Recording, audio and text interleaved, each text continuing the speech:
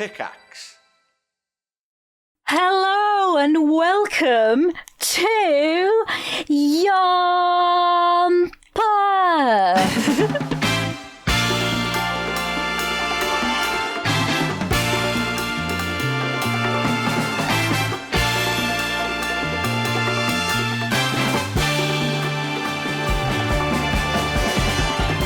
With me, a very Christmassy scented Sophie, aka Booth.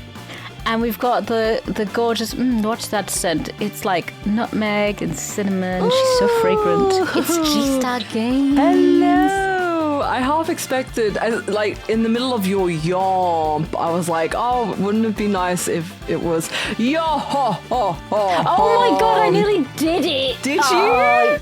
Yeah, why are we on the same wavelength? I don't know, like, I think we're syncing. I was going to say our cycles have synced up. This is what happens. the absence of a man. Yeah, our cycles sync up. You trap two women in a room and they just, it's terrifying. Don't do it. We start colluding. Oh, we don't want that, God. We don't want that. Do you know what? It's Christmas. In it, yeah. It is. And we have watched an interesting Christmas film.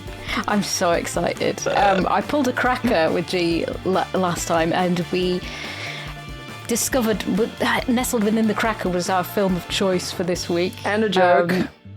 Yeah, can't forget the joke. Can't forget the joke. But the film was Silent Night, Deadly Night, which is that's a Sophie pick. I'm very sorry about that, but Sophie pick. And I have this on Blu-ray. I have it on VHS. This is a good Christmas movie for me, and I'm so excited to be able to share it with everybody today.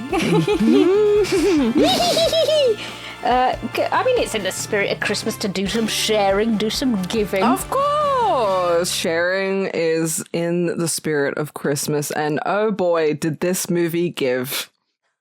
Oh, it is giving. It's giving. It's giving trauma. This film has everything that I love in a fucking film. We've got nuns, we've got a bit of gore, we've got nudity, we've got tits, we've got sexual assault. So fantastic shit. I'm trying to find a joke for you from my archives. But it'll just have to be a gradual sort of finding things. Yeah, because you will remember at one point, and then you're going to go, here we go. Got a joke for you. Here we fucking go. Got a joke for you.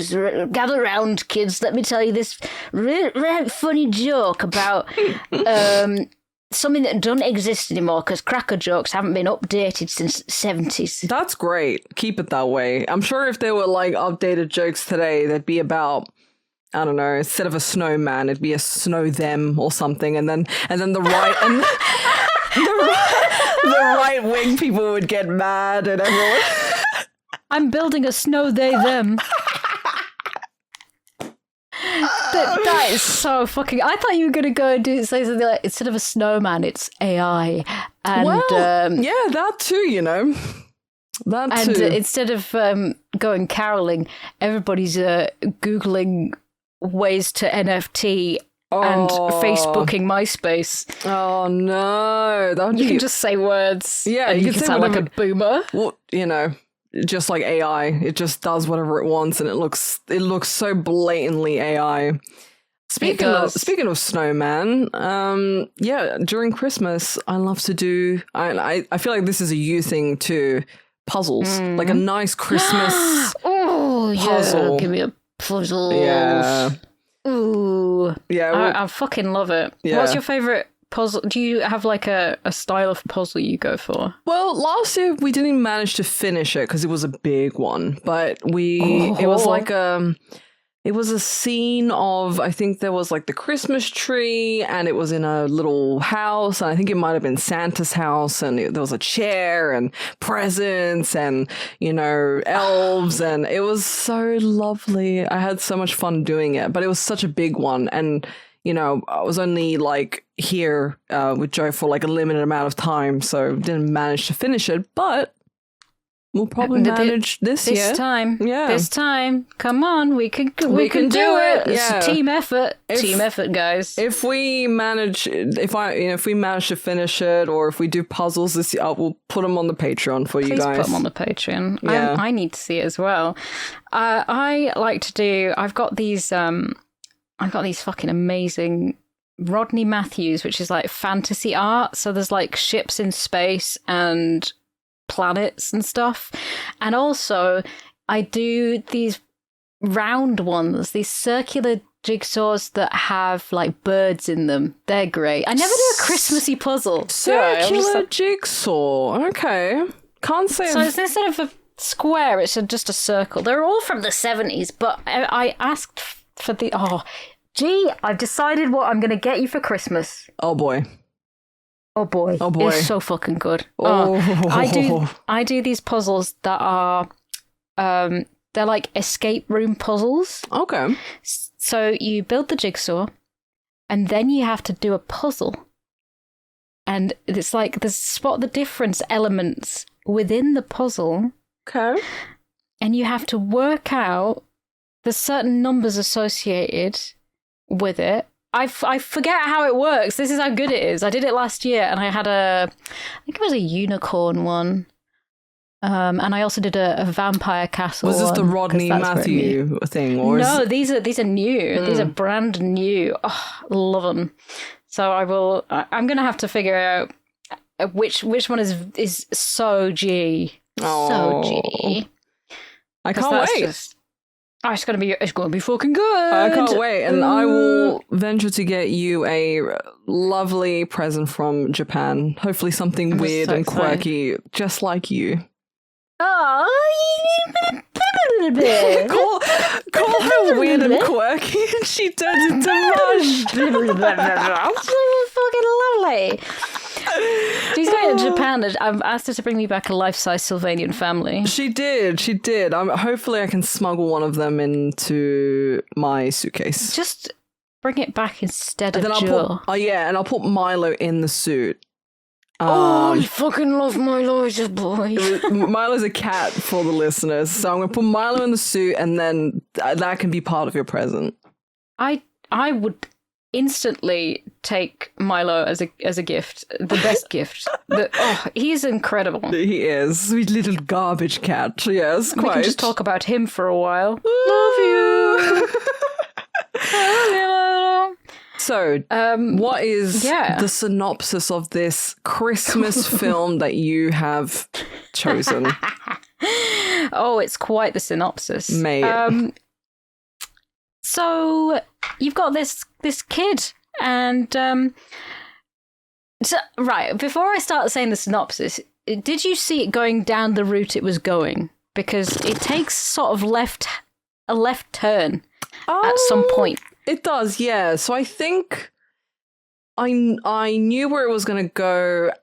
I don't know how early into the film. It definitely wasn't like in the halfway point. I think it was a bit earlier than that. But once I figured out where it was going, I was like, okay, it's just going to keep escalating from here and keep snowballing. And it's quite the ride. But it's mad. Spoiler, I actually did quite like this film. I'm very glad. Yeah. I'm so glad. So there's this lad who experiences some trauma early in his childhood related to Christmas and Santa Claus. All of these things, there's a lot of things that are compounding this. And growing up, he doesn't quite get over it. And then at some point, he is asked to play Santa Claus, and it involves into him going on a little bit of a murder spree. Pretty much a villain, origin story with this kid. I think that this is a solid fucking story, though. Yeah, It makes sense. It's got lore. Yeah. I get it. Like, I get it. And it makes sense to me. Which is more than I can say for a lot of the films I enjoy. No, it actually does make a lot of sense. And I found myself going, yeah, no, that checks out. And some of the decisions some of the people were making and some of the things that they were saying, it felt like well thought out in comparison to a lot of other of these types of films that you tend to watch. Keep saying, yeah, but there was a lot of things that did actually, it felt, well thought out. It didn't feel like an afterthought. So yeah, quite enjoyed it. But we'll start at the beginning. We will start at the beginning and then just kind of mosey through the plot and go, wow, this is a thing. Because we start in Christmas Eve, 1971. Back in the day, you got a family traveling to go and see Grandpa. I will say the intro scared the crap out of me, but it was very eerie. Very creepy. Eerie. The music was very creepy. It did a really good job.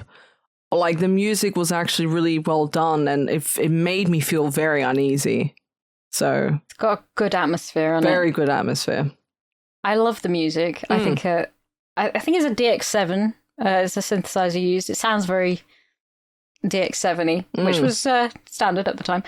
You got a family traveling to Grandpa's. You got Billy, who's a little boy. You've got the ugly baby Ricky, which is his little brother, mom and dad. They're going through Utah, and you see them pulling up at the Utah mental facility. Uh-oh. But, like, on the way there, mom and dad are saying, Santa won't bring presents if you stay awake past your bedtime because Santa doesn't bring presents to naughty kids. Yeah. That's basically the gist of this whole thing. If you're naughty, you will not get prezzies. But it's slightly more than that. It's a lot more than that. Jesus. At the mental facility, we see Grandpa. He's sitting in a chair. He is dead to the fucking world. Is that man? Unresponsive. Yeah, just dead behind the eyes. Hasn't really spoken a word or hasn't spoken anything to anyone for quite some time, I think. Nah, they say he's gotten worse. So I think he's got something like dementia or Alzheimer's, and that's why he has to be in a home. I wouldn't say that it's a mental facility, right? It's not even. It's not just a home. It's like, he's not all there. But it was the 70s, so you don't know.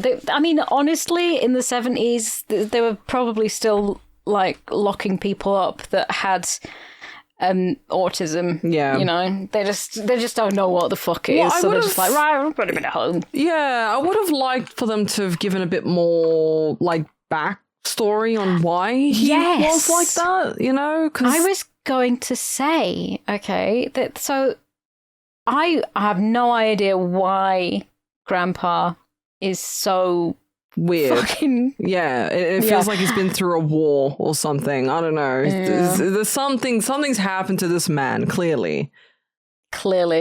I was going to watch, so because I've got the Blu-ray, I was going to watch the extended cut to see if it had any had any lore in there, but it was late when I finished streaming last night because I planned so well, and and I just couldn't be asked, so I just watched the standard one.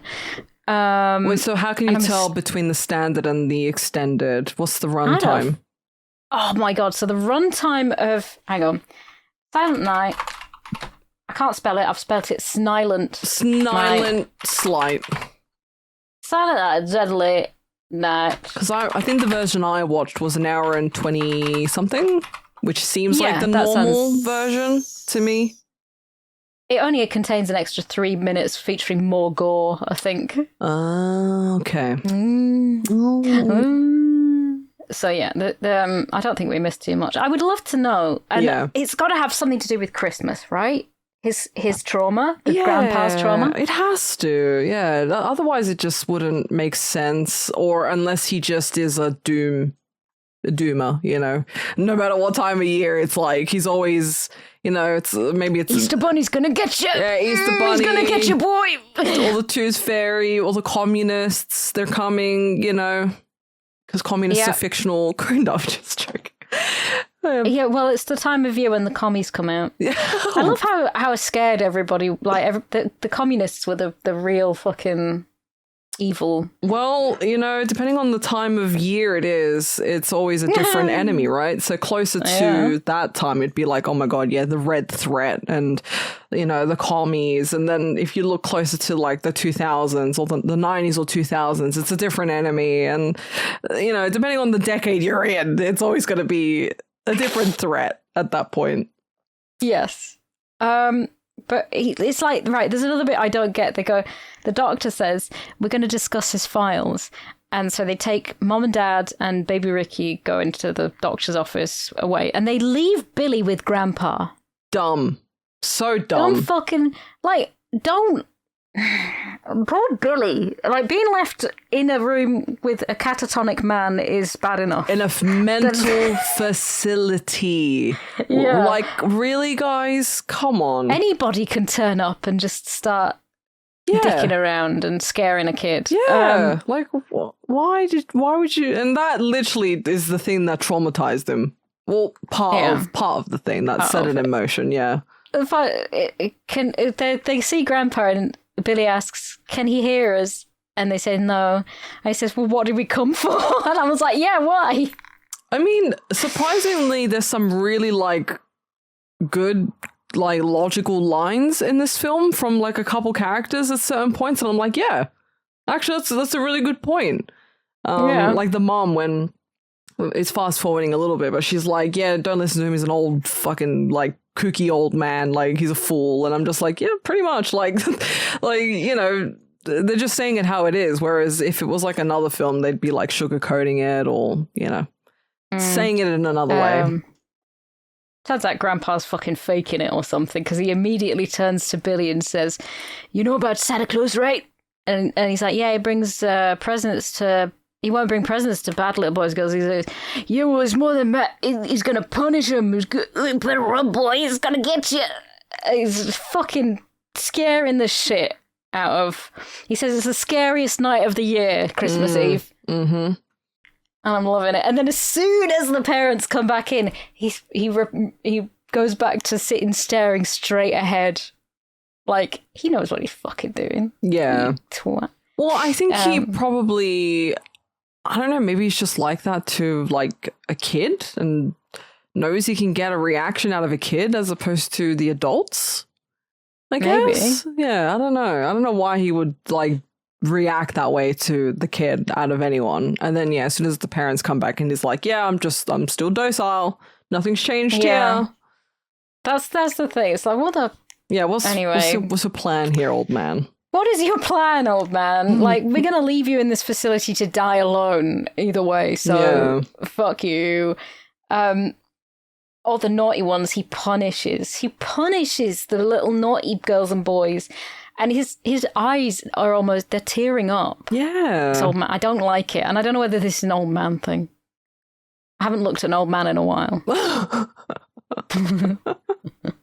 Oh my god. Yeah, they are tearing up. They are. It's kind of creepy, isn't it? I used to have to look at an old man like all the time, and I was bored of it. It was boring. They had all sorts going on.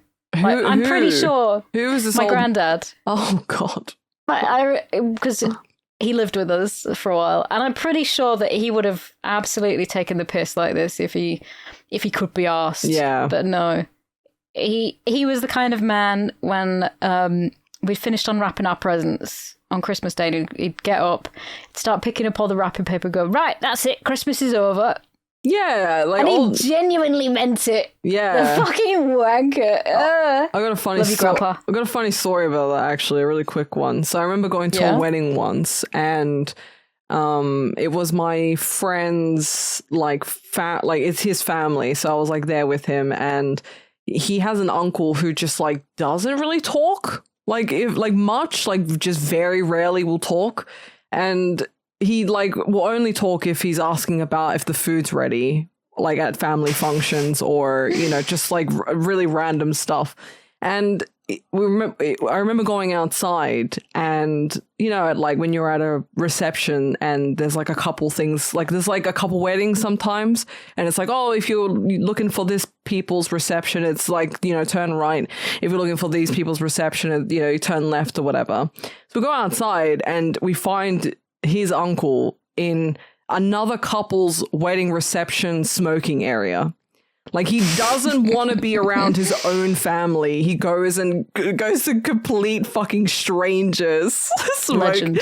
Like, I aspire. Like, I feel that's so bad. Like, fucking family events like that are so tedious and full of small talk. So I get it. I respect it. I get it. I totally respect it. And then, you know, these old people, they've lived long enough. They can do whatever the fuck they want. They apparently. literally don't give a fuck at that point. Like, they're just at a point where they're like, I will troll everyone. And also, like, old people's brains shrink like quite drastically, so they are evil and stupid a lot of the time as well. Do they act? Wait, I'm gullible. Yeah, I'm believing you when you say they genuinely, shrink. like, okay. they like, it sort of shrivels up a bit. Like, they go. That's why. They go, all old people go a bit loopy, pretty much. Right, okay. Well, maybe that explains the old man in the mental facility. He's just got a shriveled... I think, here's my theory. He was an alcoholic, right? Yeah. And now he's got dementia, and he played Santa Claus, and maybe, or maybe... His he never got the BMX he wanted, and he thinks that Santa's evil now. Maybe. I mean, he kind of looked like he could play a Santa, because when I first saw him, I'm like, oh, he kind of looks like a Santa type, you know, figure, I guess. Like, he looks like he could play the part well, which I thought that's where it was going initially, because he, you know, looked like a Santa. But they just leave. They're just like, as soon as Grandpa's finished on his on his whole... They drive all that fucking way just to go, you sign some paperwork, look at an old man for a second and then go, oh yeah, he's nuts, and then just leave. They go, oh, Grandpa can't hear us. Bye. They could have done this over the phone. They didn't have to do this on Christmas Eve, right? Yeah. Ruined. It's Christmas fucking ruined. It's quite the fucking white people dumb decision choice, right? Yeah, I love it. I've had to travel on Christmas Eve as well. It's a pain in the fucking arse anyway. Yeah. For some reason, I thought this will be a great idea. That's great. It's a good idea. So many things can go wrong. Driving home for Christmas. Driving home. It was on the M6 a couple of times driving around Christmas. Yeah. Where I've seen a couple of accidents where someone's slid out, someone's crashed into someone else.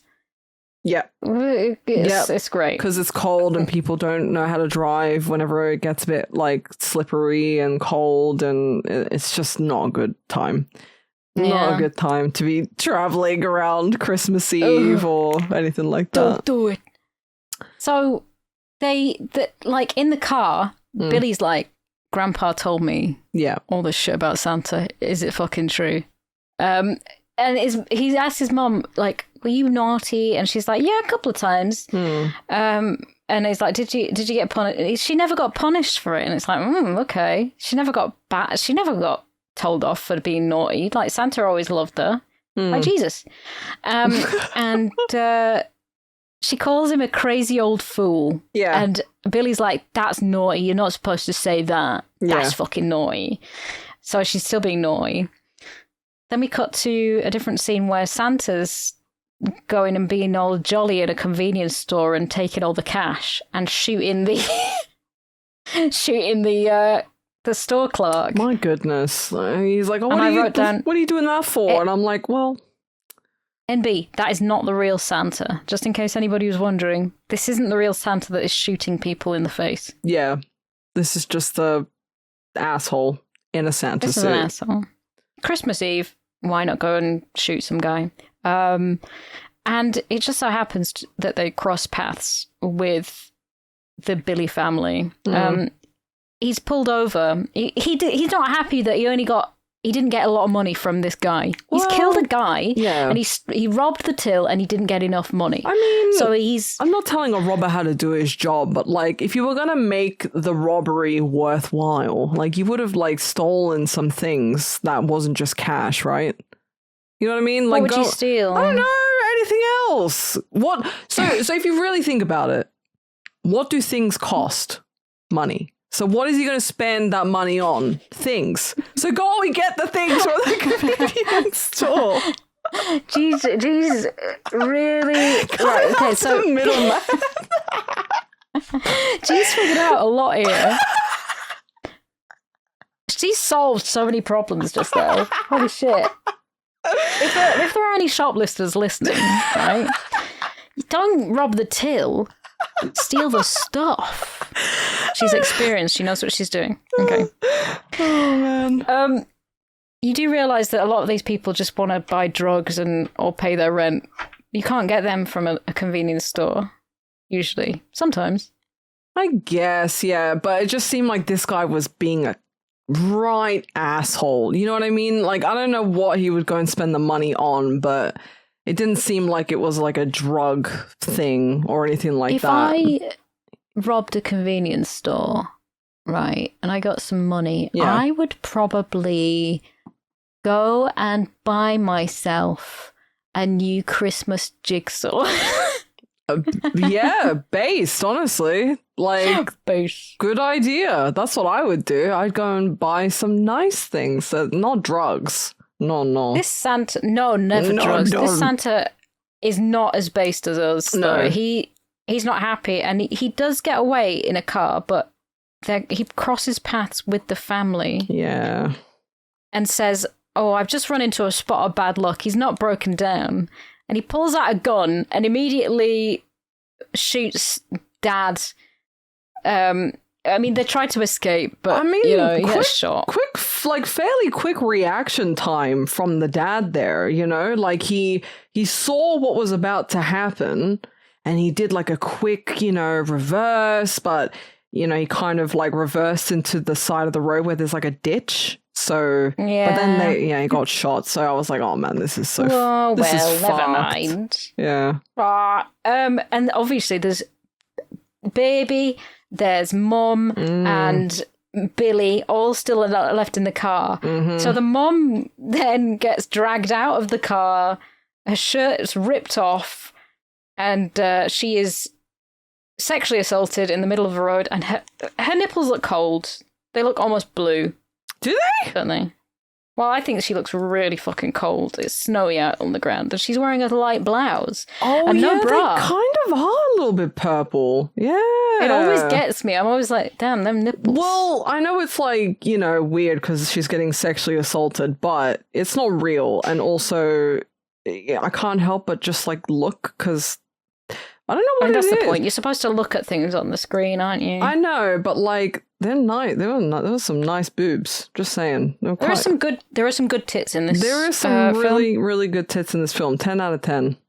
10 out of 10 for the tits. Yeah. Christmas tits. Christmas tits. Let Titsel. tits now, as it's let it snow, but like with different spacing in it. Well, I said titsel instead of tinsel. So titsel. Oh my god, that's so good. Yes, I'm gonna see if I can manufacture some tinsel. Like they sometimes have little foil things stuck on the tinsel, like berries or like holly leaves. Get some with knockers on them. Oh, hell tinsel, yeah. Titsel. We're going to do it. It's going to be a thing. I'm down. And Dixel. With big willies on him. Oh. Big willies. So, I mean, Billy's fucking... He's watching from a bush. Billy's managed to run into a bush to hide in this point of time. Yep. Mom's throat is slit at the end, and this man dressed in a Santa suit is looking for Billy. But apparently they get away fine. We never find out what happens to that Santa, do we? Well, I have a couple issues with it. We never find out what happens to the Santa, and also, what the fuck happens to the baby? I'll tell you. I will tell you. I know exactly what happens. Oh my god, I'm actually unironically at the edge of my seat because it was bothering me the whole film. I'm like, where's this baby? Well, I mean, it's really, really simple. So we skip forward 3 years. It's December 1974. And they're in the orphanage. Mm-hmm. And Billy is in class and he's drawing fucked up drawings of Santa being stabbed and the reindeer's got his head cut off and Billy has a mullet, so you know he's bad news, right? Yeah. Yeah. The nuns are fucking... They don't know what... She's like... Sister Margaret, she's really chill. She gets it. She's like, the violence that he witnessed is still in him. And Mother Superior's like, no, he's just a naughty boy. He just needs punishing. Oh, she's the worst. Like, fucking hate Mother Superior. Actually, the worst. I just kept calling her Mother Supreme because Mother Supreme, Omega Supreme. Omega Supreme. I just couldn't take her seriously. But yeah, she's just like one of those stereotypes, like the strict nun who's, no nonsense and yeah. It's I hate her. Yeah. Sister Margaret's like, come on outside, we'll build a snowman. Come on, kiddo. But so when Billy gets dressed, he walks past this like room. I think it's like a cupboard or a closet, and he hears some noises. He looks through the keyhole to this closet, and there's two people doing it. And there's another good tit there. There is, yeah. There is another tit squishing. Nice cracking pair of tits. Yeah. In this film. And of course, like, Billy's like, whoa, that's cool. He's never seen that. And Mother Superior catches him. And she punishes them. Oh, because they were being very naughty. She whips the Jesus out of them, quite literally. Yeah. And she punishes them, and she says to Billy, did you know what they were doing? They were being naughty. They thought they could do this and without anybody knowing and seeing them. Punishment is good and necessary. Okay. So he's tried to get out and play with Ricky, his brother. His brother is also in the orphanage. Oh. His brother is 3 years old, but he looks older in this. Wait, so did must be 4. Did they say the name of the baby at any point in the beginning? Not the baby, but they call him Richard, and they say, your brother's been very naughty.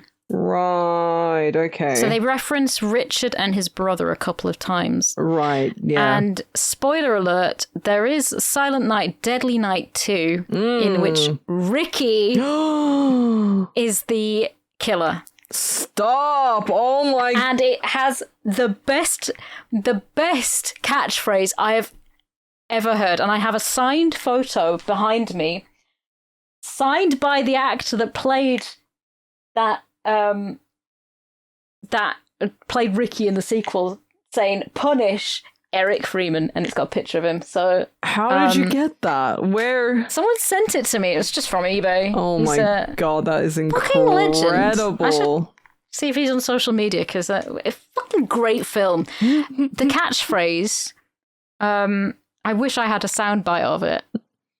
Yeah, because it's so. I'm gonna just make you watch it like over Christmas. I think I'm just gonna say, right, you need to watch Silent Night, Deadly Night 2. Well, I quite enjoyed this one, so I wouldn't be against that. The second one is way more stupid, but it's legendary. Honestly, okay. The catchphrase is "Garbage Day" as he puts a guy into a trash compactor. I feel like I've heard you say that phrase before, but you've just said it without any context, and I'm just like, yeah, and I'm just like, okay, that must be from a movie. That's just boof. Or boofism. Boof, man. Boof. Yeah. Oh my god. Yeah, I can't believe I never clocked on, because I just didn't hear the name of the kid, I guess. And no, exactly, yeah. Yeah, so I was just like, where the fuck is this baby? Because the baby was like really crying in that car, and the film only ever It only focuses on Billy. Just interrupting you. You remind me of that fucking cat from Uninvited. You know, when the sound just kept playing over random scenes to let you know the cat was there. There is a cat here, guys. So Billy has a nightmare, right? Because he's having nightmares about Santa, I think, isn't he? Oh, he's having like flashbacks to what happened to his parents. Yeah. And he leaves the room because he's freaked the fuck out. He's like, oh shit! And so they tie him to the bed. Yeah. Totally fucking normal. Thank you, Omega Supreme. Omega Supreme. And she says, you'll see how well my methods work. There's a visit from Santa tomorrow and he will behave. Does he behave, G-Star Games? He abso-fucking-lutely does not behave because, surprise, surprise, the kid's traumatized. You know? He doesn't like Santa. Can you figure out why? I don't know. Yeah. I don't know. It's a mystery. Also, Mother Supreme's desk has like, I don't know, like Jesus figures all over it and like, you know, Jesus memorabilia. And I'm like, it's like my mom calling like World War II stuff Hitler merch. I mean, it kind of is. I've got my Jesus merchandise out. I mean, memorabilia. It kind of is because if you look at the figures on the desk, they're like weebs, but for Jesus. Oh my god. Like weebs for Jesus. Weeps for Jesus, that's our new support group. Please join Weeps for Jesus, where we talk about manga, anime, and also the crucifixion of our Lord and Savior Jesus Christ. There has to be an anime about Jesus. There has to be. Of course there is. I think I've seen it. I don't think I've watched it, but like, I know Christianity isn't very big. I mean, it's bigger in Japan these days. Yeah, but, surely. Yeah, I'm looking I now. can't remember what it. There's a Reddit thread. Oh my god! It says, "Did you know there's a Jesus anime created by a Japanese studio?" I cannot believe this. Look at this, Booth. Okay, does he have like classic, like Japanese voice acting? I haven't heard it yet, but look at the. Let me have a quick look. This reminds Studio me of 4C. Vinland Saga, because Vinland Saga is about like Vikings and like, you know, Greenland. So that was also weird for me at first because I'm like, okay, they've got Japanese VAs and we're looking at, you know, Vikings and it just didn't like connect in my brain.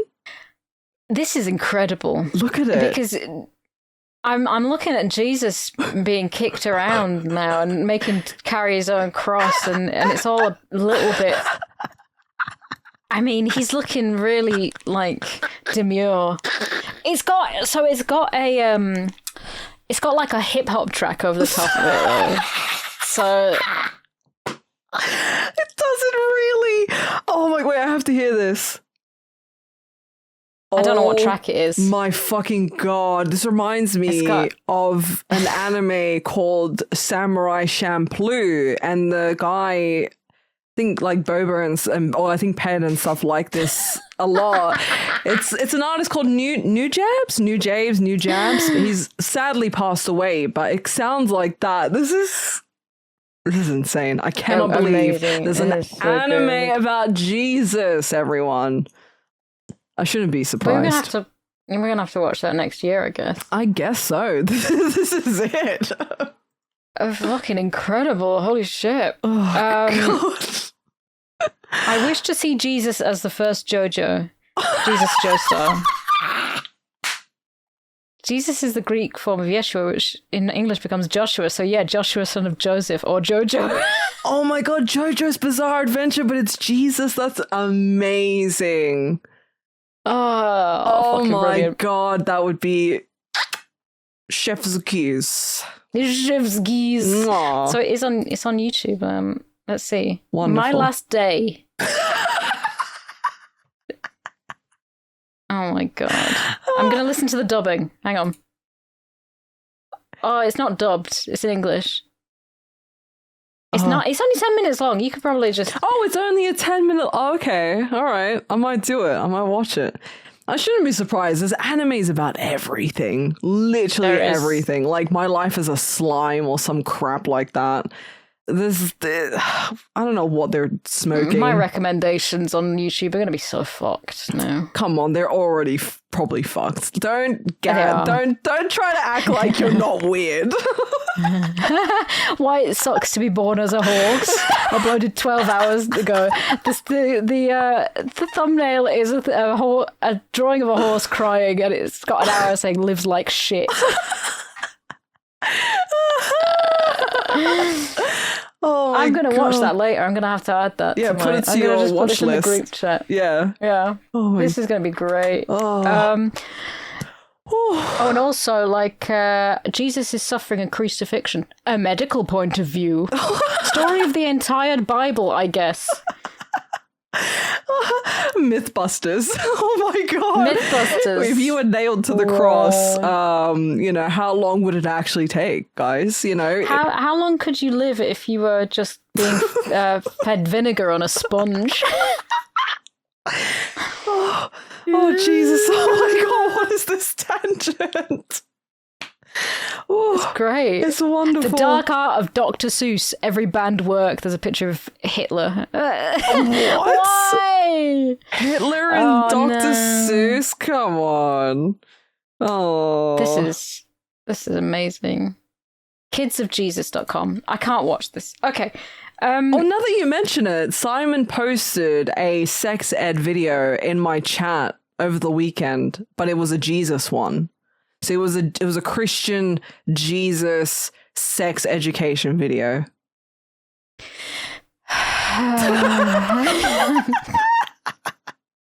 Yep.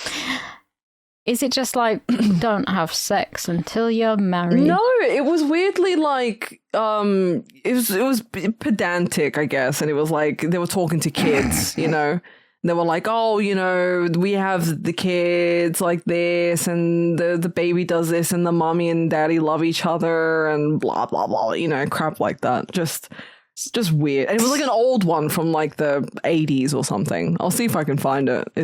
Please do. Yeah. I need to learn about how to have sex from Jesus. Well, people were joking. They were like, oh, geez, finally getting her sex education. I mean, finally. We don't know what it's like in Australia and Cyprus. They could be giving you all sorts of weird information. Well, I never... Got to do it upside down in Australia. I never got a formal sex education because I went to a Catholic school. Oh my god! Yeah, I forgot. Yeah. Well, it was one of the schools I went to, but it was around that age that you should be getting sex education. You know what I mean? So never really got it because Catholic school.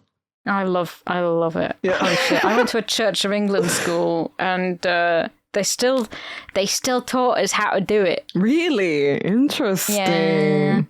We had to sit and watch a video from the 70s where two people walked around naked and they were like, they are comfortable in their bodies. And I'm like, sure. And then there was like an animation where you could see this. They weren't like actual people. They were like blobs with genitals.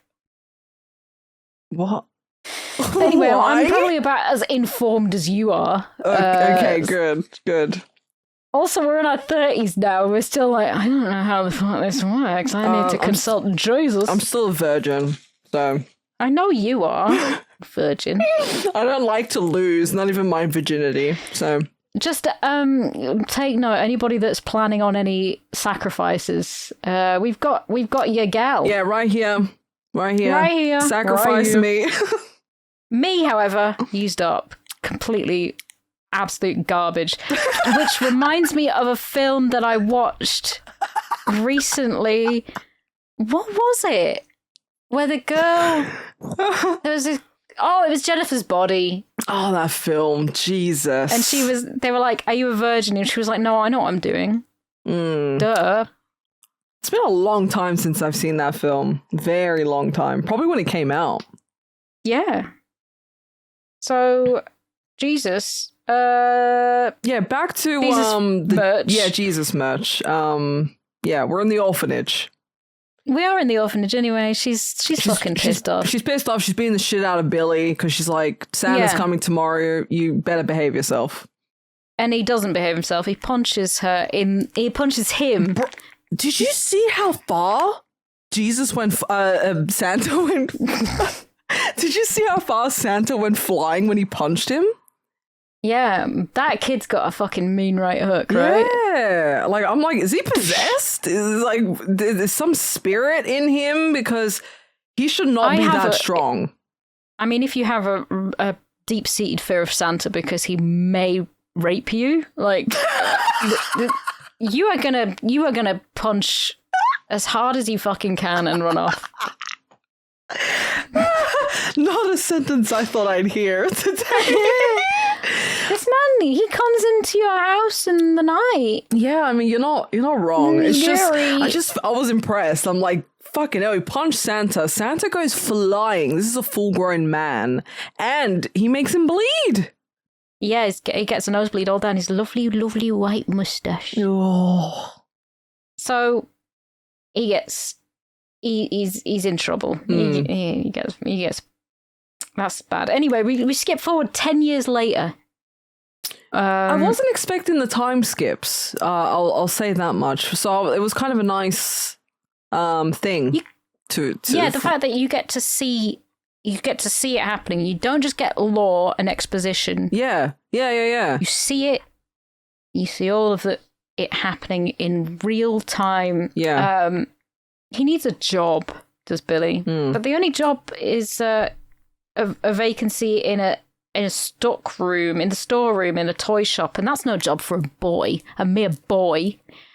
But what they don't know is that Billy is quite the large boy now.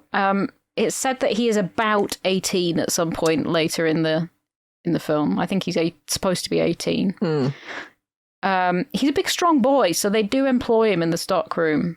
And we get a fucking amazing, lovely montage where he's working in this toy shop and he's helping kids, and there's like a nice song playing. No wine, please. I'm having milk. Yeah. Whatever it is. He looks so awkward, and I'm like, oh, he seems lovely.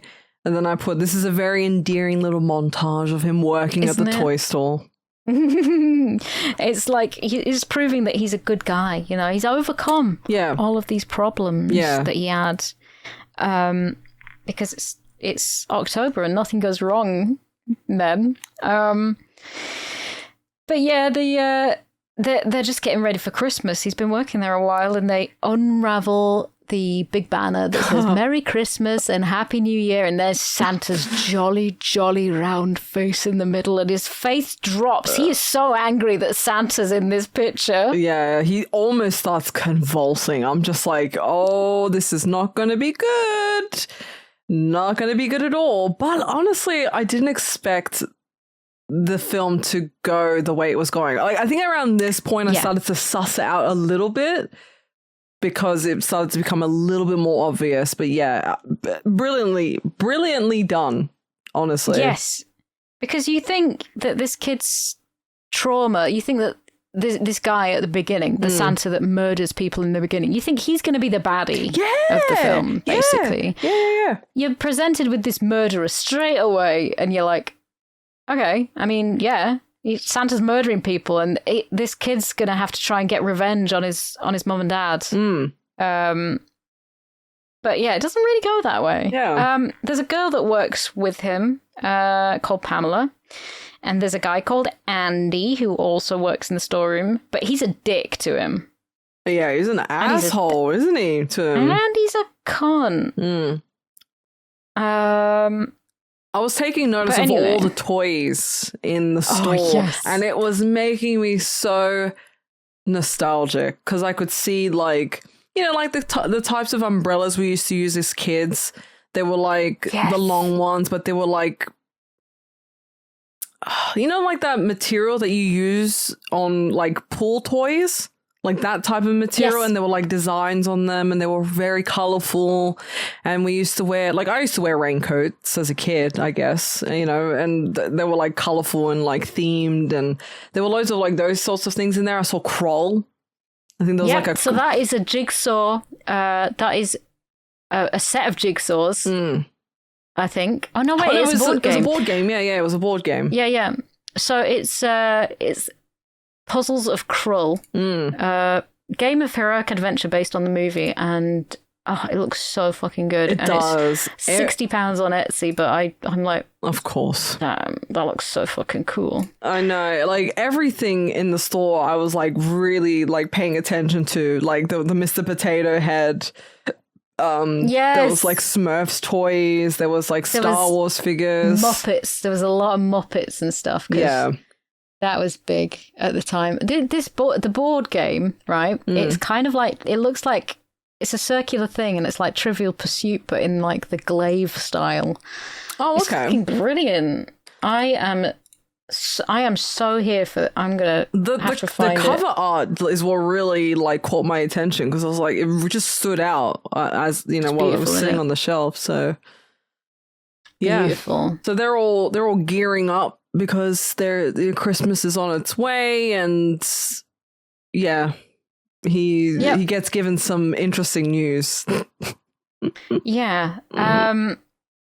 Oh well, this is sort of he has a nightmare, well, a dream before this, right? Yeah. And you think it's like actually happening. He fancies Pamela, and he has a dream, and you just get to see his hairy arse. Yeah. And they're having sex, and there's more good tits. Pamela gets her tits out for this, and they're having sex, and then he gets stabbed by Santa. So it's coming back. It's the trauma. Yeah, big time. Fortunately, the news comes in that Santa has broken his ankle ice skating and will not be in for the rest of the season. So they need a guy to fill in for the job. And you know, Mr. Sims at the toy shop, he's like, call a temp agency, and she's like, I already thought of that. It's only women, and we need a guy who's fat and jolly. And Mr. Sim isn't going to do it. He's like, no, we're going to ask Billy to do it. Billy, you've been so good this past couple of months. We want you to put on the suit, sit down, be nice to kids. And he does like being called a good boy by Mr. Sims. You can see him smile. And he says, "Don't scare him." I love this scene where he's sitting there on the sleigh in the grotto. There's a little girl in his lap, and she's kicking off, and he's going, "Please stop hitting me. Please stop hitting me. Please stop. I felt stop kicking me." So uncomfortable during this. And he's like, you know what happens to naughty little kids? I punish them. Yeah. But he says it so matter-of-factly. I laugh. Yeah, it starts getting like that's the hints of like where you feel it starts getting ominous. You know what I mean? Like something's not right. Something is you can see it's going down a really weird path at the moment. Yeah, and the mothers are like, "Oh, he's so good with kids, Lol. isn't he? He's really got away with kids," because she shuts up to this little girl. He's like, I punish them. It's the way that he says like things like, please stop, I punish, please stop. Yeah, yeah. Anyway, you know, he's done it. The nun has phoned the store. You know, Sister Margaret. She's like, "How is Billy getting on?" Andy says, "Well, you know, he's doing so well. He's playing Santa. He doesn't work back here anymore. He's playing Santa." And she's like, "Oh, fuck." Yeah. Oh, jeez. Luckily, this all went by without incident. Okay? It's closing time, and the boss says it's time to get shit-faced. Closing time. Sorry. No, carry on. It's Christmas. You can sing as much as you bloody like. Oh, thank you. Sorry, I've got that thing where if a word or a phrase sounds like a song, I have to sing it. Otherwise, I'll explode. I do the same. Yeah, but I am so happy for you to do that. Oh, thank you. I'm also happy for you to explode on the podcast, because I think it'd make good content. It would. Listen, I'll think about it. I'll get back. My people will get in contact with your people. And I'll let you. Be good. Yeah, I'll let you know. But yeah, I was surprised that like it kind of went off without a hitch. You know what I mean? Yeah. Like he had like a weird little, incident with the girl, but like other than that, it seemed fine. And then it gets to the end, it's like, yeah, let's get shit faced. I'm like, okay, I guess. So, yeah, but this is the point. He accepts a drink of alcohol as well from Mr. Sims. We know he's turned it down in the past. It's been a rough day for him, He's man. Not only traumatized because of Santa, he had to be Santa for a few hours. Imagine being the thing that you're scared of. Horrible. Like, if Simon had to be a spider, he'd probably freak out. Oh, I would pass away. Yeah. Literally. It wouldn't be very good, would it? No, I would pass away. I do not... Like, what are you scared of? Like, what would you... Being sick. So if I was sick... Having COVID was like a pretty fucking terrifying time. So if I was a virus, then that would just be really weird. The plague. Honestly. I guess like a version of the plague. If I became the plague, that would make good content. Yeah. Agreed. You can go you can be the plague for Halloween next year. Oh, write that down. Okay. I can become the plague, right? So really, then I mean, it makes sense. I go around killing people. Yeah, absolutely. I'm pretty sure there's a killer in Dead by Daylight that's like I don't remember their name, but they're basically the plague. And you have to like go around and cleanse yourself once like this killer has touched you. But yeah, you can be that. Because he has cooties. Ew. Hang on, eating a biscuit. Oh, I'm still going at my croissant, me. I love the way you say croissant. Croissant. Croissant. Reminds me of that meme. Have you seen it, right? I wanted a croissant. Croissant. Croissant. Croissant. So I decided to go get a croissant. Croissant. He says, if you stick with me, you think at the end of the night, you'll think you are Santa Claus. Because he's going to get him so shit-faced. And then he sees Andy pulling the girl. They're having a snog at the back of the store. And it's like, oh, hang on a minute. Yeah. So I thought that Santa stabbed him in the booty when they were having that weird nightmare sex dream. And then I put Santa's the equivalent of Jason who hates to see teenagers getting it on. Absolutely. Because in the nightmare, obviously, he hacks at them. But he kind of gives that vibe. Like, no, you're being naughty. Nobody's allowed to get it on or do anything that gives them joy like that. So get stabbed, bitch. Then I put... The thing about most horror films of the 80s is that if it's teenagers having sex, they're gonna die. Yeah, it's not, especially like the morals at the time, it's not on to be doing that kind of stuff, It's just not on, really. Everyone should just be virgins, and if you're not, then Jason's gonna get you, or Santa, if it's around Christmas. So I put, ha ha ha, they made him dress up as Santa, this is incredible, the whole world is playing a sick joke on Billy. Poor Billy. That's what it felt like, man. I was just like, this poor kid, this poor guy cannot catch a break. It's just one sick fucking joke after the other, like in the orphanage and then making him dress up as Santa. It's just like constant. It was bad enough having to see Grandpa, honestly. Yeah, literally. I don't want to do that. Mr. Sims is a great drunk actor. He is. He really is. So this is where I don't know how much time passes because they're fucking drunk, okay? But we see Pamela and Andy only just going into the back storeroom to do it. Anyway, Pamela's not completely into this because he's getting really handsy and he rips her cardigan open and starts trying to rape her. So obviously, a little bit of justice has to go on. Mm-hmm. So does he say punish. I think so, because it's the thing that he says throughout the film, and it's kind of his little catchphrase. Yeah. Or like it's like his, when a Pokemon does their special move, or when somebody does a special move, and he says punish. I will say I really like the effects in this film, like the practical gore, stabbing. It looks fairly convincing, honestly, for the most part. It's very good, and he hangs Andy in the Christmas lights in the back of the room. Good lord, that strength, and the fact that it cuts his neck as well.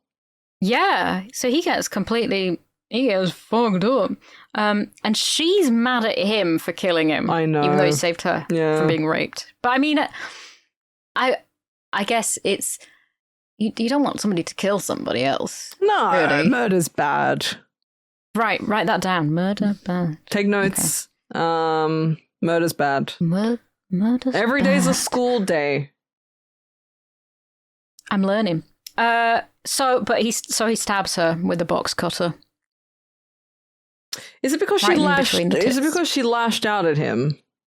Yeah, probably. Yeah. Okay. I mean, I'm trying to make sense of that, but yeah, because he does it initially because obviously he sees,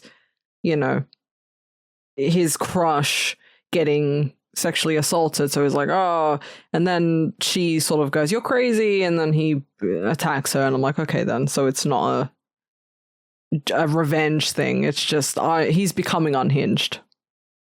Yeah. Because then he does also punish Mr. Sims by hitting him in the head with a claw hammer. Yeah. And then he goes after the woman. I don't know her name.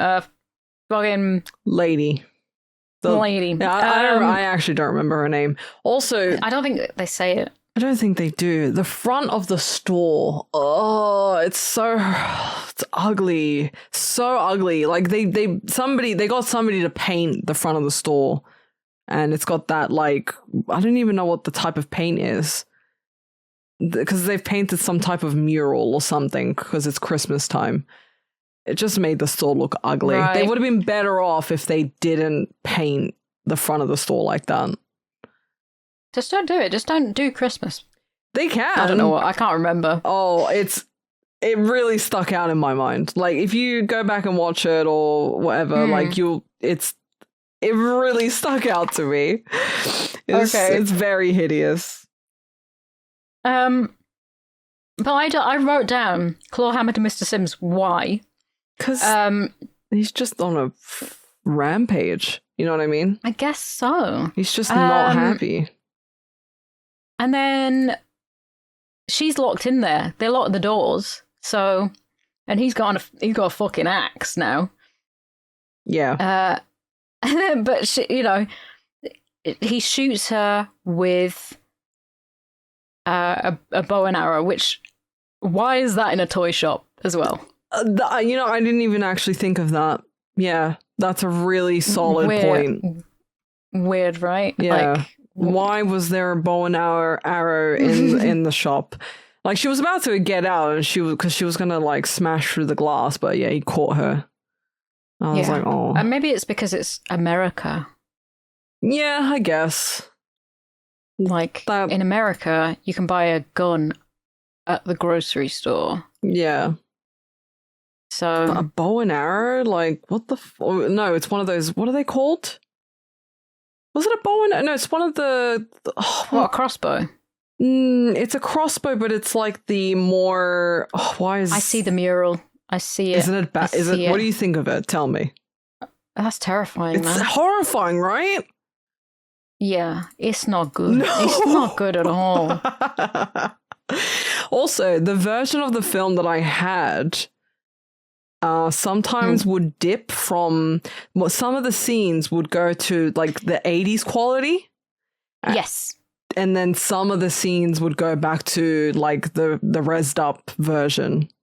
I think the rizzed up version. The rizzed up versions. And it was just so it was kind of adding to the creepiness of the film in some ways. those little bits are like the VHS rip of the quality. Like it's not an up-to-date scan, because I think there's 101 Films that got they did a 4K restoration of it. So they've got it all looking gorgeous, but it still does that on my Blu-ray. Oh, it does. It does still do it. I see. Yeah. So when she gets shot with the bow and with the arrow, it's got the 80s, like the original sort of format or whatever. And then like when it goes out of that, it goes back to like the upscale.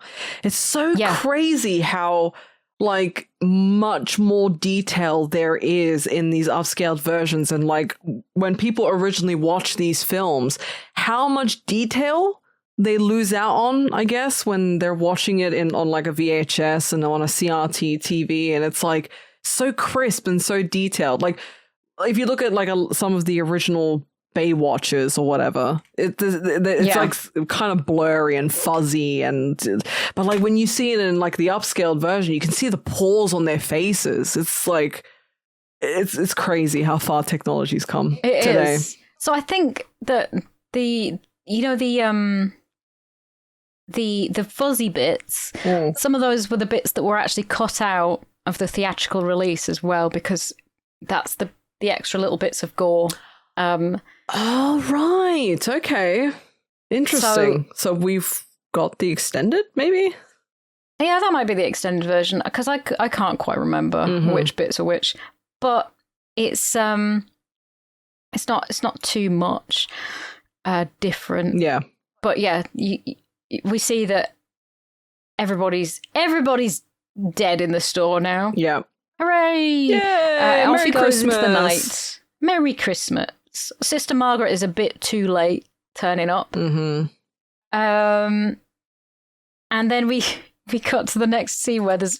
Did you notice that one overzealous caroler at the front? Yes, times a million. Yes. I was just like, just chill. I know you're on film, but like... She was... Do you need to be wobbling around that much? She was really into it. Like... when you guys are watching this film and you'll know immediately who we're talking about. She was like a bobblehead. She was like a bobblehead, quite literally. Yeah, you don't need to move your head around that much when you sing, right? No. I mean, I don't. No. She just loved caroling. I just fucking love caroling, all right? Just leave me alone. There's a house behind them and two teenagers are getting it on a pool table. Fucking hell. Like, the fucking balls on these two. Like, there's a little... I thought you were going to say the fucking balls on that table. They're pool balls. There are balls on that table. Wait. The fucking, like, they're getting it on. I think she's pretty much naked. He's only got a pair of jeans on.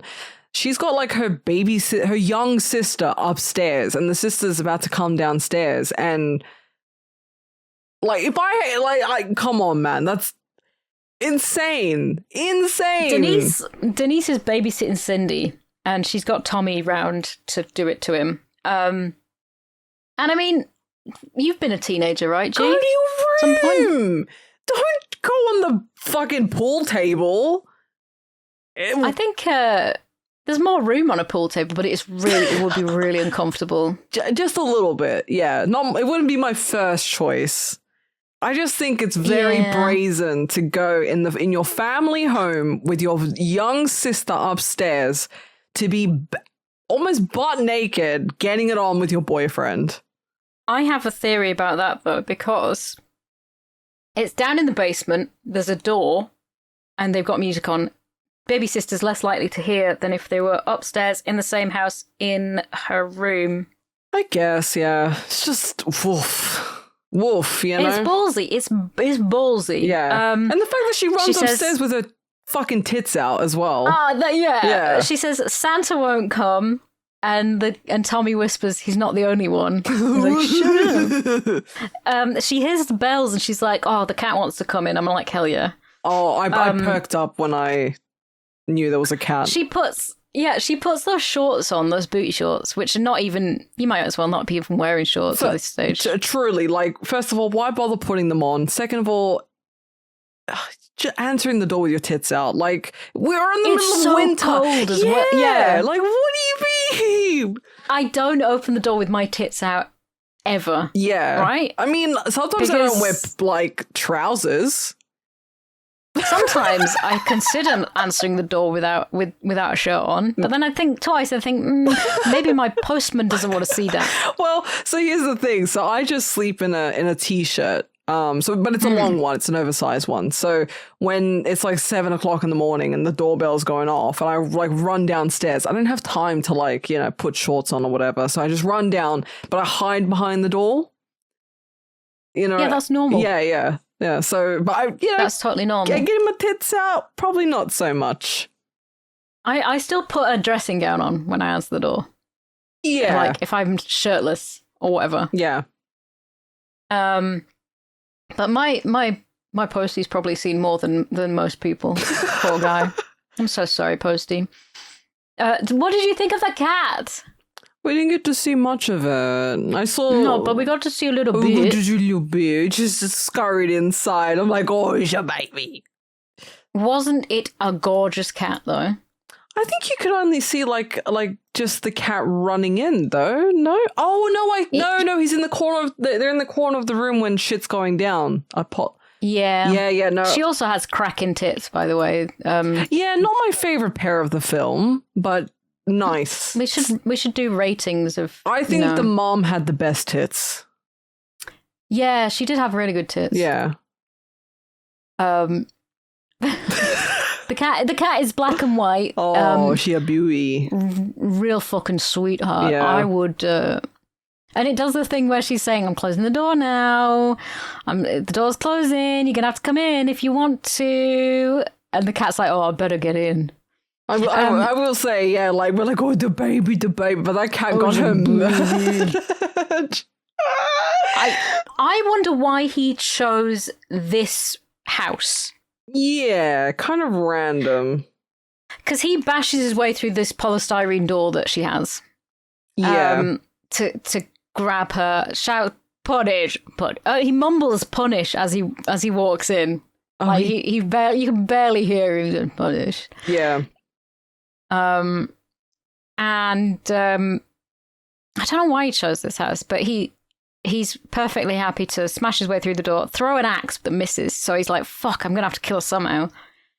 And this is a really good kill. I like this kill. Oh yes, I know exactly what you're on about. Yeah, really cool stuff.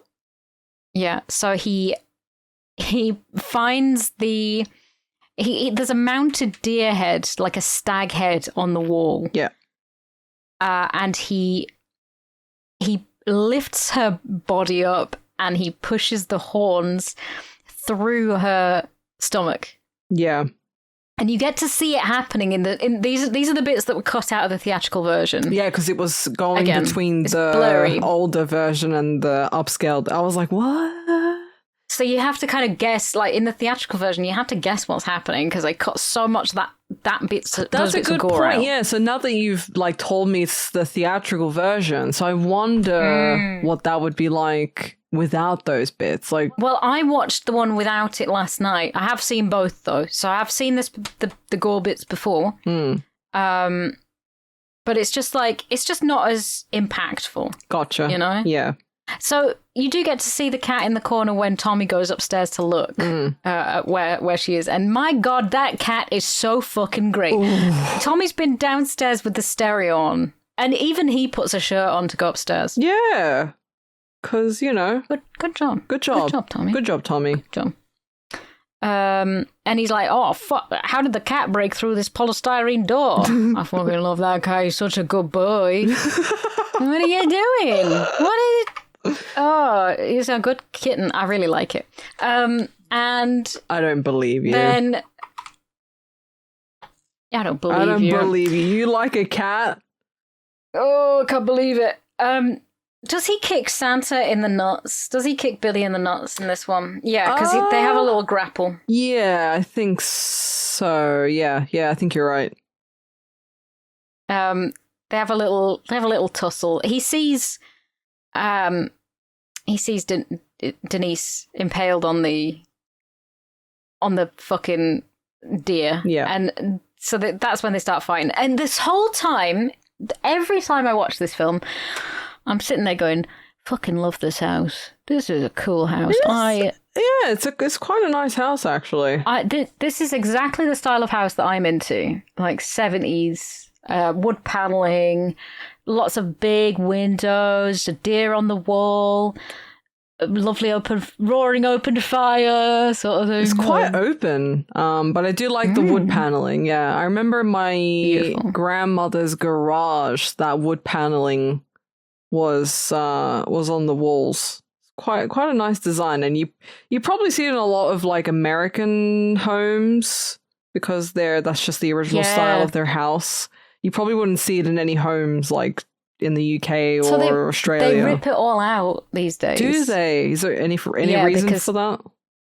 Style. People want a lovely grey, boring grey. Boring. Yeah. They love grey nowadays. Santa's really mad. Billy's really mad, and he throws Tommy out of the window. Well, but Tommy gets the upper hand for a moment, I think, but then Billy just he calls the police, but then Billy unplugs the phone. So whoops, never mind. Whoopsies. On the way out, this is so clever. Cindy's like, Sienna, it's you, Sienna. And he's like, have you been a good girl? Mm. And she's like, yes, Sienna, I've been the best little girl. And he's reaching into his pocket and he takes out the box cutter and he is going to kill this kid if she's been naughty at any fucking point. Mm. Yeah. But no, she's been really, really good. So he gifts her a box cutter. Yeah, I kind of like that. Like, it shows the logic behind why he's doing what he's doing. Because again, in the very beginning, which is what set him off, was he was seeing his crush getting, sexually assaulted. So we're like, is this a revenge thing or, a vengeance thing? Or is he turning into the whole, Santa punishes bad kids type vibe? And that is, I think, the vibe. That's the vibe that you actually gather as he's going on through this. I found it really funny though. Cindy's confused by getting a box cutter. What's she going to use a fucking box cutter? She's like, I ain't cutting no boxes. Yeah. But thank you, Santa. Tommy's laying out on the floor in the snow. He has got shards of glass sticking out of him all over the fucking place. Billy smashes his way back through the rest of the door, which is really good as well. I love it. It's so good. Yeah, it's really this whole part of the movie is actually pretty well done. It's great, and we hear that the again, the special effects. Tommy's got big bits of glass sticking out of him. It's done pretty well. Yeah, even like the bit with Mr. Sims and. Like the deer head scene, which was cut out of the other version. I went and watched that back, by the way. So you can see the scenes which were in the original or the theatrical or whatever. Yeah. So there's the parts that they've left in that were upscaled. Yeah, it cut out a lot of the gore, like a lot of the actual scene itself. So it kind of looks a bit weird and disjointed without. A little bit, yes. Yeah. And this is what happens when films are censored. You lose a lot of the vibes from it. Yeah, I don't really see why they would have cut that out. Because it's too gory. They were only allowed a certain amount of it's like with swear words. Can only drop one or two, and then it's like classified something else. Oh yeah, the glass scene. Fuck. Oh, now we are in the R-rated. Off the air. Yeah. So the cops are told to go and bring in Santa, and they're joking around, right? They're like, lol, he's gonna make us go get the Easter bunny, lol. Until they see Santa climbing a ladder into a window, and like, well, fuck. So they burst in this house again. Fucking lovely house. I like split level floors. I like upstairs, downstairs, weird basements. You know, I'm all about that. Again, there are still probably some houses that have that style today. Not in America, I would say in America, because I have seen in like a few movies and stuff like that kind of split level. Yeah, really, really interesting design. A lot of shag carpet as well. Shag, is that what it's called? Shag carpeting? Shag, yeah, where it's all fluffy. Yeah. They burst into this house, guns drawn, pointed at Santa. Little girl goes, "Daddy!" It's not the Santa they're looking for. It's not, but also what a strange encounter. Like, why would the dad be dressed as Santa about to, like, you know, wake the child? It was just, do you find that a bit weird? I mean, this is what people do. Like, they dress, the dad dresses like Santa to sort of keep that magic alive, so that, oh, they've seen Santa coming in. I don't know why he thought that climbing through the window would be the best bet, but yeah, it was a bit strange, but obviously it was like working for the actual plot, and, you know, I get it, but it was also very bizarre. Because parents still do it to this day.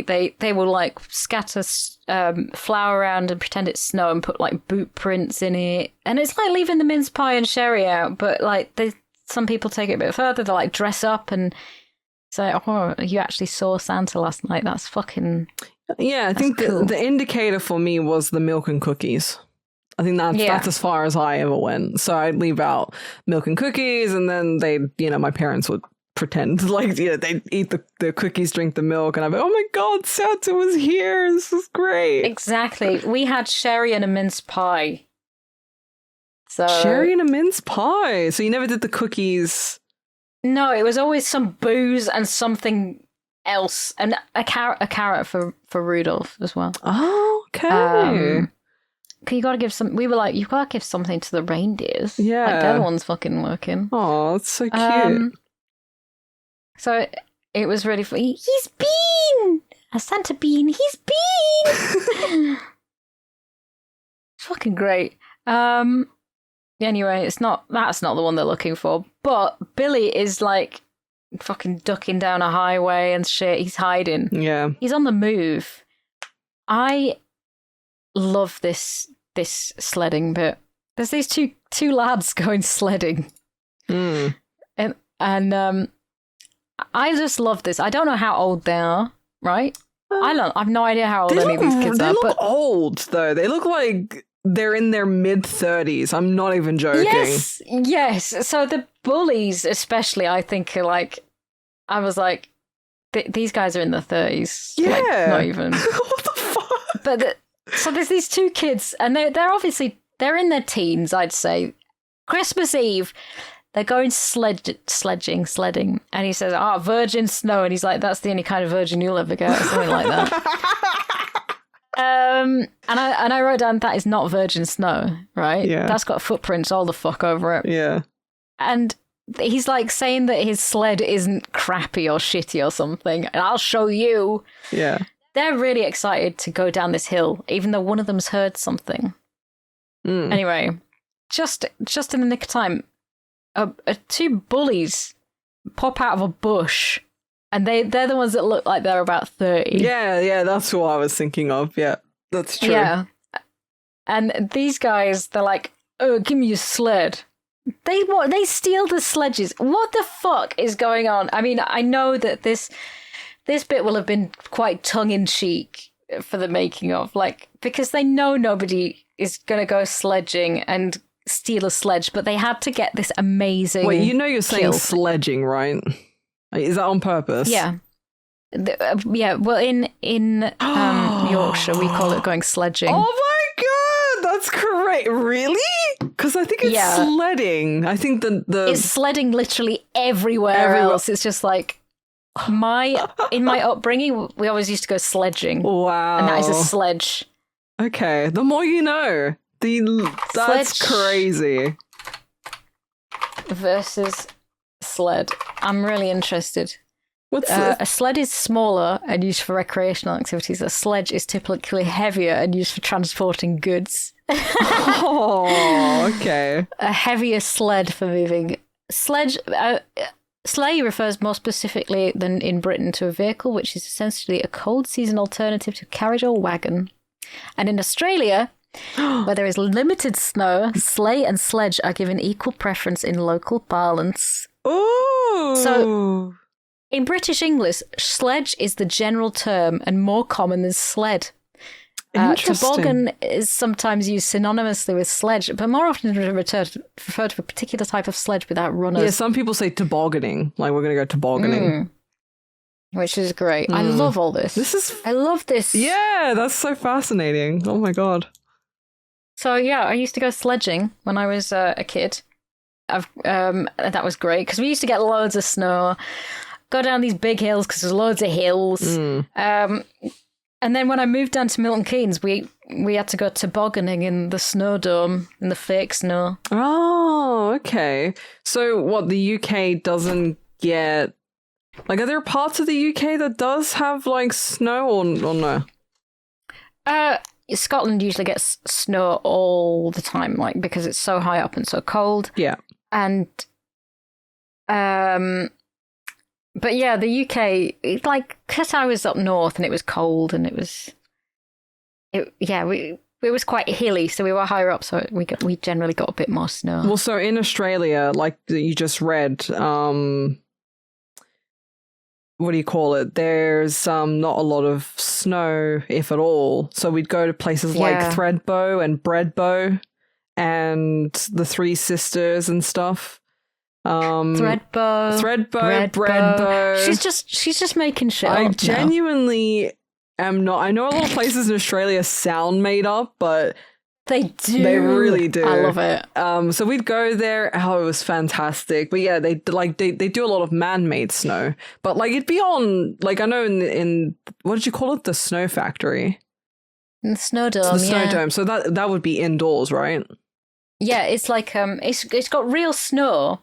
Yeah. And it's basically they use big snow machines to like pump it out onto the slope, and then you did have times when it was snowing indoors there. Yeah. And then you'd go tobogganing for a fucking birthday party or whatever.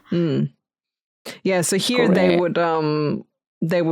be outdoors. It'd actually be like on, mountain sides and stuff like that. So I don't know how the hell they did it, but I think it was a combination of real snow and man-made snow, so it kind of helped in that regard. But yeah, you can get the fake ski slopes are like they've got like a crosshatch texture to them.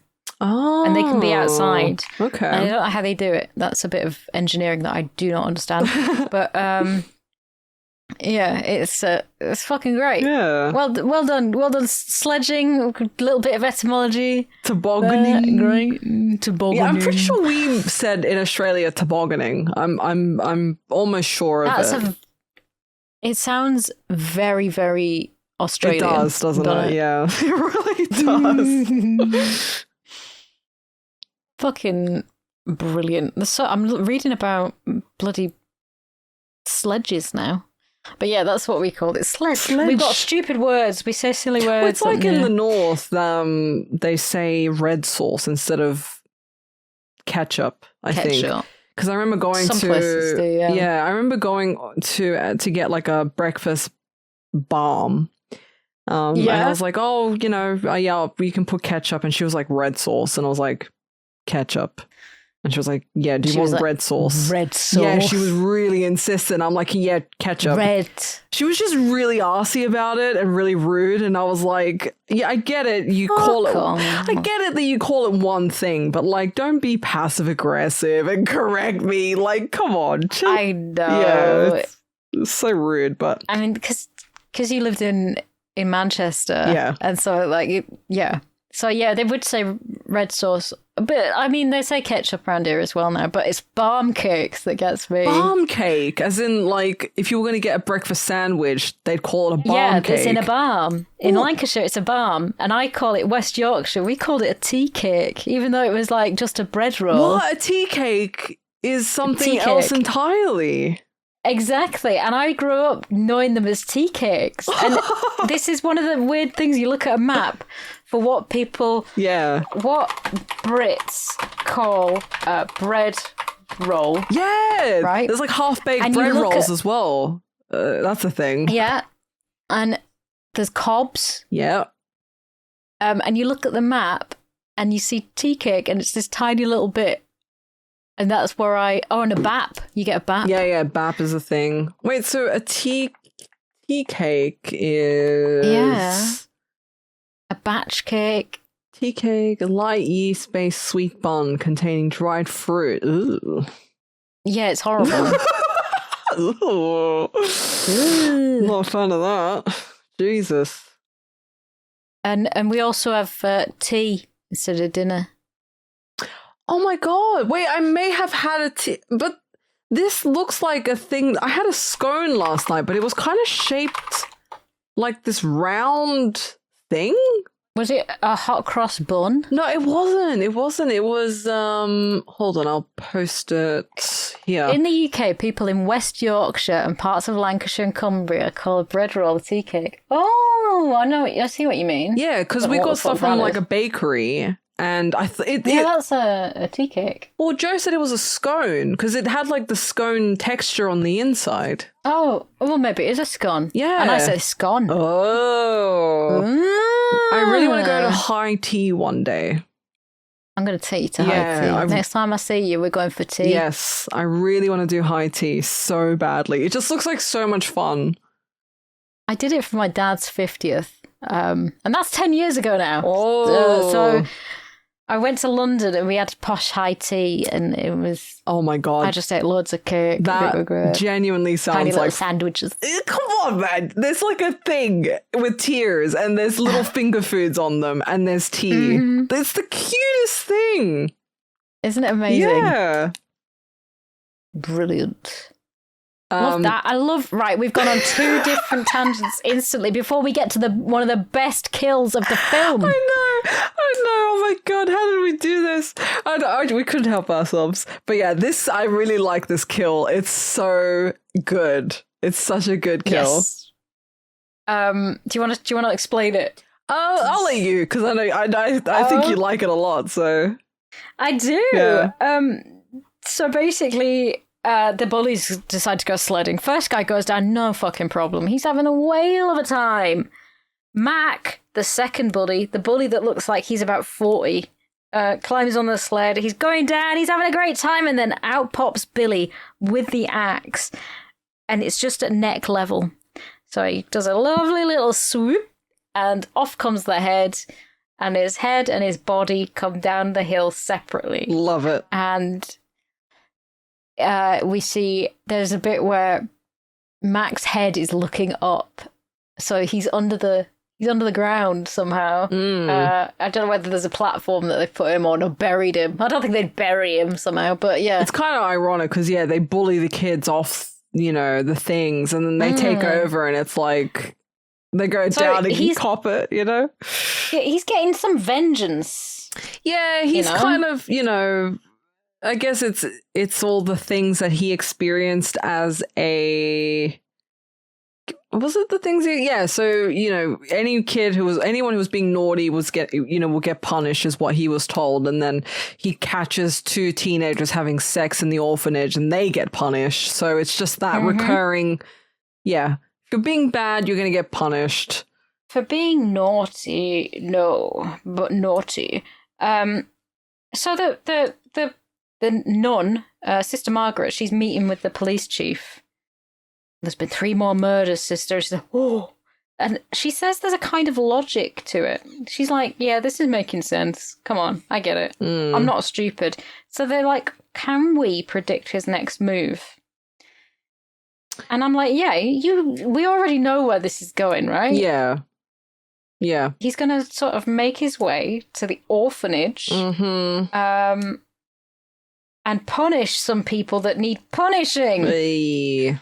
Where's he going? So they get all dispatchers and they're going to head down themselves. Sister Margaret's going to do it. Because they're waiting for Santa's visit as well. Every Christmas Day, There's Santa visiting. And, of course, different kind of Santa's going to visit. But some stupid, silly little bitch at the orphanage leaves the phone off the hook. Oh my god, that pissed me off so much. What is she doing playing in there in the first fucking place? Yeah. Like, absolute dolt of a child. Dolt is the best word. They're having a mud ball fight because the snow isn't really very good where they are at the moment. Yeah, it's very slushy, muddy. So they can't contact the orphanage to say, hey, don't let Santa come over. So the cops, there's this one cop, and he's like, oh, fuck, there's Santa. He sees him. Sees Santa approaching the kids at the orphanage. And he's reaching out. He's going to shake hands with the kid. Shoot him in the back because he doesn't respond. God, do you know who that kid is? That kid is Ricky. That's Billy's brother. Wait, what kid?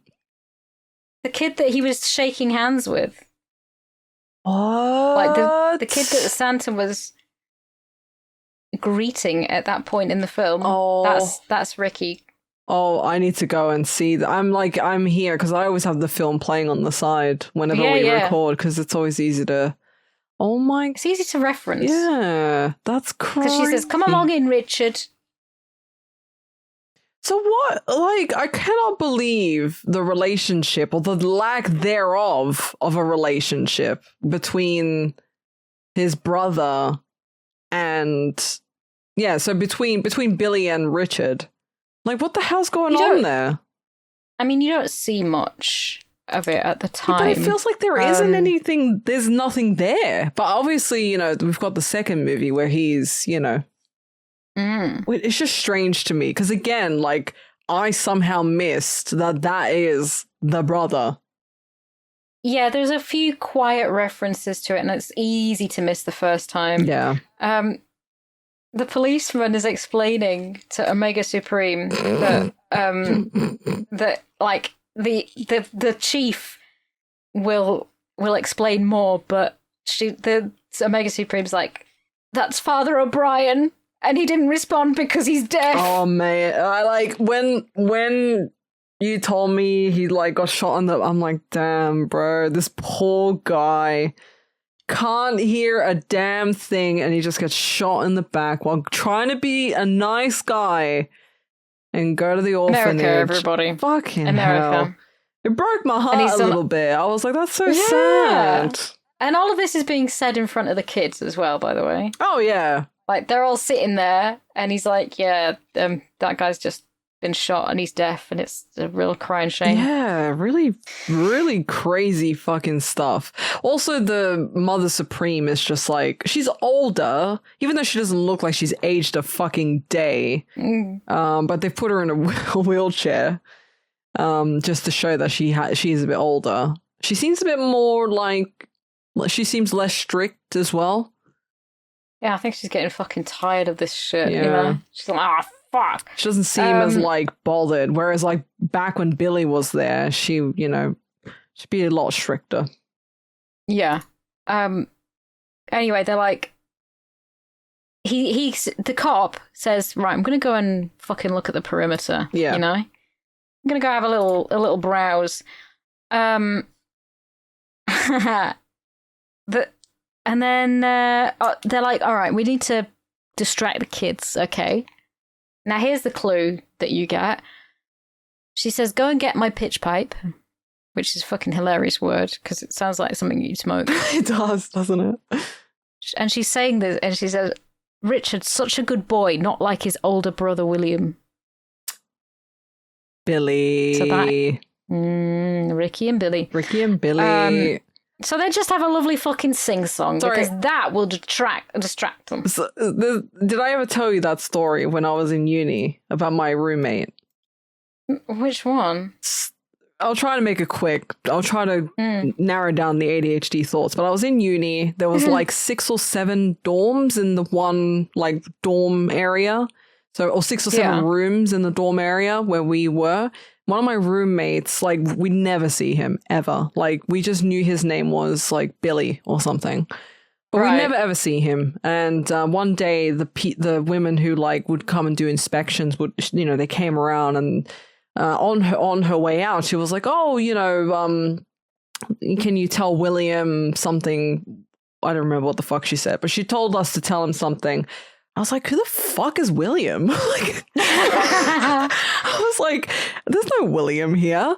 And it was that day that I learned that Billy is a fucking nickname for William. Oh my god! I never knew. I swear. I was like, "There's no, William here. Who the fuck are you talking about?" I love this story. This is such a good fucking story.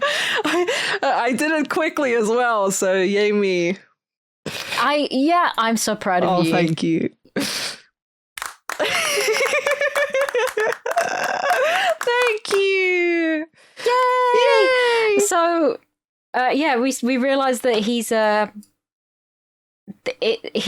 is a good boy, not like his brother, and the cops going out and looking at the perimeter. Yeah. Have a little look see. So that shed's dead suspicious down there. The door's banging open and closed. Nothing down there though. Fucking stupid. Until Billy arrives and punishes him down the stairs with an axe. Punish. Naughty. He also punishes a snowman by cutting its head off. Fucking snowman had it coming. It's shit, isn't it? And then fucking Andrew, some dipshit Andrew, lets Santa in, and they're like, "Oh, it's Santa! Yay!" And Ricky recognizes him just as he gets shot. So, good for him, I guess. Fucking hell. Luckily, Billy went all slow and shot before Mother Superior got axed. He got all slow. I was kind of sad about that. Yeah, a little bit. She kind of deserved to be. Yeah, exactly. I wrote down she actually deserved it. Yeah, she was a bitch. And his dying words are, "You're safe now. Santa Claus is gone." I thought that was so fucking bizarre. It's amazing, yeah. isn't it? Really weird. And then Ricky gets to see all of this, like, firsthand. It's brilliant. And he just goes, "Naughty." And that's the last line of the film. Yeah. So that's pretty great. Yeah, I put rest in piss, Billy, and then how to keep traumatizing the next generation of kids 101. Absolutely. Because it's just a vicious cycle at this point. Like, they keep witnessing these horrific murders and, like, feel bad maybe for time is cyclical, Maybe this is going to happen over and over again, and then it turns out that Ricky is the grandpa. That'd be really cool. But there are sequels to this movie, and Ricky, So I'm gonna tell you that the sequel of this film, half of it is a fucking flashback to the first film. Yeah. The second bit is hardly very fucking Christmassy at all, but I want to show you what happened to Mother Superior. I'm going to show you a picture of her face. Yes. I can't remember what actually happened, but what the fuck is this makeup about? She's all lumpy. Looks like she may have been burned. And I can't remember what actually happens. What the hell? That's insane. It's probably explained. Is that the same at some point. actor? Yeah, that's the same actress, I think. Wow. That's really creepy and gross. Yeah, it's really camped up is the second right, I see. The second one. They aren't taking it seriously, and that's great. Like I said, a lot of it is a flashback. Yeah. So, what was that other film that we watched where there was like a really long Feeders. Was it the Feeders Feeders 2? movie? Yeah, where there was like a really long flashback sequence. Yes. Yeah. Why is it that these things that I like, they're just like, yay? Well, it's just a big flashback. I like this a lot more than Feeders, I can tell you that much. Good. Hooray! Woo! Well, I'm just reading some trivia. Well, yeah, that was Silent Night, Deadly Night, and now we'll move on to trivia and box office. Well, I mean, I'm going to ask you about your rating now because you say you like it. I fucking love it. Yeah, I mean, you know I do. As far as like Christmas films, but like in the horror, thriller, whatever you want to call it, category, it's not like a traditional Christmas film. Obviously, but I quite like it. It still captures the spirit of Christmas in some weird ways. It's very well done with the set and the props, and the acting's okay. Like, it's very of the time too. The stories, I like it. I really quite like it. It genuinely feels like a fucking like Friday the 13th movie. Like, it's really good. It's not that far departed from it. So I think it feels like it's I hate when I can't decide between two scores. It's a 6. Right. Yeah, it feels like a 6 to me. And I feel like a 6 is a pretty decent score.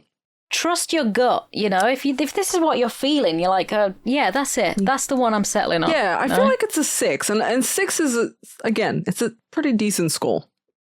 It is for you. For me, yeah. For me, it's pretty decent. For this sort of film as well. Yeah, I didn't know what to expect going into it. I'm thinking, is it going to be like, Feeders or whatever, like sort of more low production, stuff like that. But it felt pretty high production.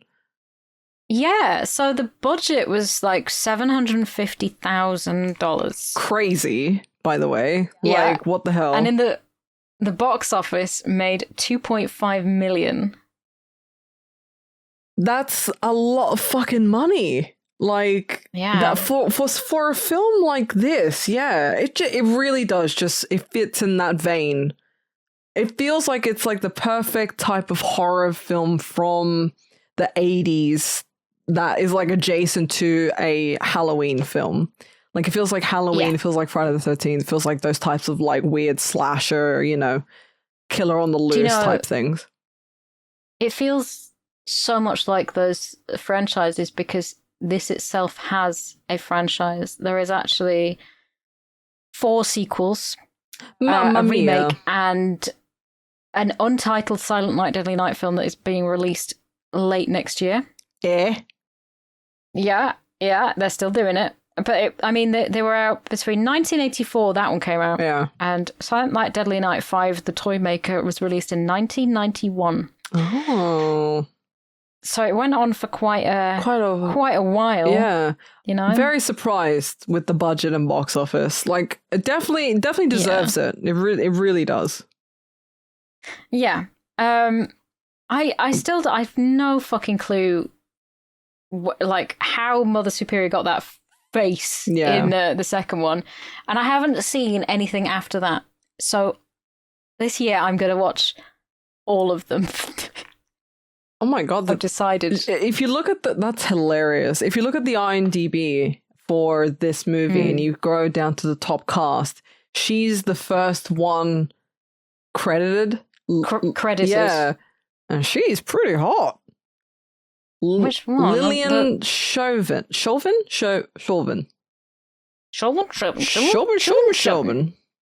Oh, she's gorgeous. Yeah, she's pretty. See, I know Linnea Quigley. She's been in a lot of low budget stuff. Gets her tits out. Fabulous. 10 out of 10. Fabulous. And Will Hare, I do recognise. I'm sure he's played Santa in something else as the grandpa. He feels like he has, but I love he's in Back to the Future. The quotes, Killer Santa, $31. Merry fucking Christmas. Yeah, so that's why he had to go and kill somebody else. He was trying to rob everybody. So I gave this a 9 out of 10. Yep, that tracks. That solid does, story. Yeah. sexual violence, nuns, murder catchphrases. This is Good literally music. a staple booth film right here. It really is. Decent gore and a cat. Yeah, which is a point on its own. Amazing.